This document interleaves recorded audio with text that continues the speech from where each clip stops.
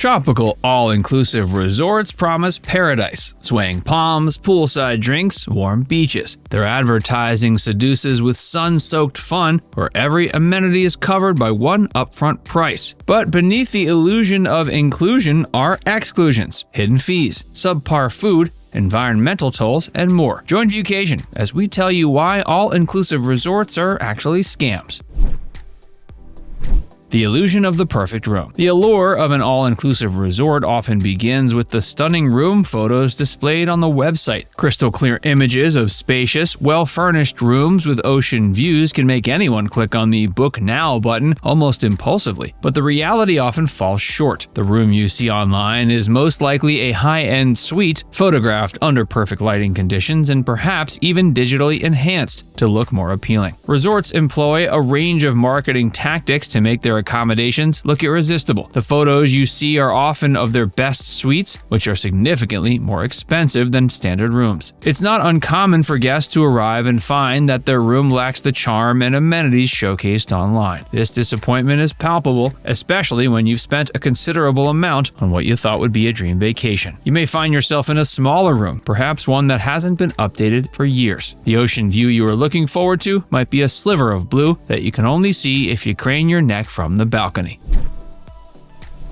Low-quality food. One of the most common complaints about all-inclusive resorts is that the food quality is often mediocre, despite constant access to meals and snacks. With all food included at a set price, there's little incentive for resorts to provide gourmet cuisine. The goal becomes feeding high volumes of guests as cheaply as possible. At all-inclusive buffets, food sits out for hours under warming lamps, compromising freshness and taste. Options tend to be bland and cater to the perceived tastes of American and European tourists. Though there is variety, the execution is uninspired. Entrees lack robust flavors and textures. Produce is not local or in season. Resort chefs prepare huge batches that sit in steam trays. Special requests and modifications are often not possible, and presentation is an afterthought. The specialty restaurants might seem promising, but the execution is similar to the buffets, just on a smaller scale. By removing the incentive to earn customer loyalty through delicious food, all-inclusive resorts have no motivation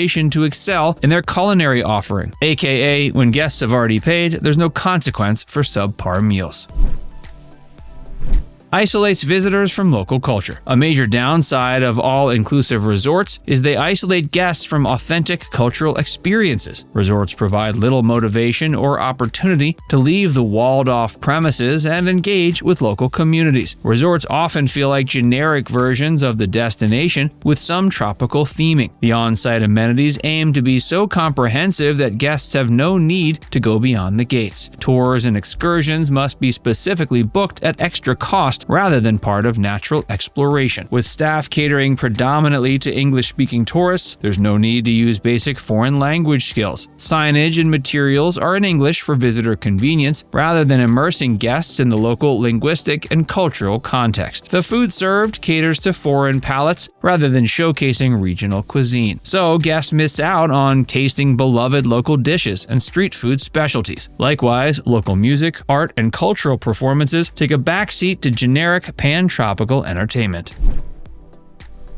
The Timeshare Trap. The concept of a timeshare, owning a piece of paradise that you can visit year after year, sounds like a dream come true. Many all-inclusive resorts are also timeshare properties, and they use your vacation time to introduce you to this seemingly attractive investment. But what starts as a casual invitation to a quick presentation can turn into hours of high-pressure sales tactics eating into your precious vacation time. Imagine this: you've just arrived at your all-inclusive resort, excited to kick off the vacation. As you check in, you're offered a welcome drink and an invitation to a special presentation about the resort's timeshare program. The offer often comes with incentives like free breakfast or discounted activities, making it tempting. But these presentations are far from the casual affairs they're made out to be. They are meticulously planned events designed to sell you a timeshare, often led by aggressive salespeople trained to overcome objections. Once you're in the presentation, the atmosphere can quickly become intense. Salespeople are trained to create a sense of urgency, often using phrases like one-time offer or limited availability, pressure you into making a decision on the spot. They may even employ emotional tactics, asking you to envision your future vacations with family and how owning a timeshare could make those dreams come true.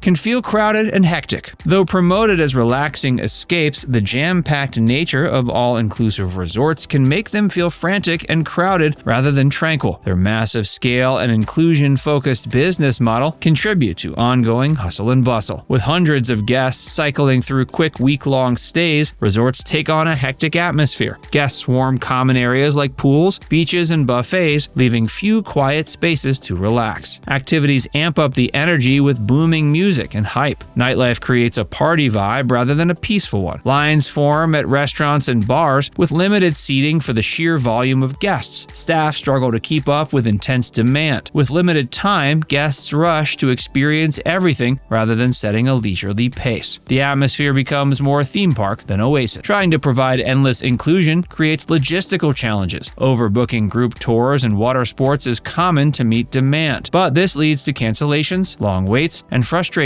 for guests. Inclusion has its limits. This sensation of crowds, noise, and harried stimulation defeats the purpose of a relaxing vacation. While energizing for some, the hyper-programmed environment taxes others, needing true escape from simulation. Resort fees and taxes. All-inclusive resorts often advertise seemingly low nightly rates up front, but these hidden resort fees and taxes are later tacked on, ballooning the final bill. These extra charges can add $50 or more per day, exponentially increasing the overall cost. But resorts know displaying the full price would deter bookings, so they mislead guests. Vacationers only discover the true nightly rates at checkout when it's too late. The deception leaves a bitter taste rather than an idyllic escape. While taxes are mandatory, resort fees are contrived to squeeze more profits under the illusion of covering amenities. In reality, they simply mask the true price.